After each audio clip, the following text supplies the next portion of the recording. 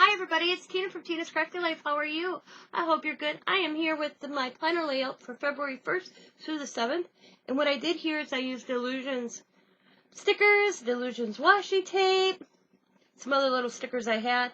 As you can see, I have up in a corner, and then a little one down there, some washi tape of hers going across, or down, and then across up here, and then some stickers, and got different things going on this week. I have, let's see, Mixed Media Monday, Round Robin, the morning show, which didn't happen yesterday. It was like later afternoon, I believe. Friday, live, I'm going to plan on doing the Julie Netting Day. Then I have also babysit the Grands, and maybe Saturday do some Mixed Media.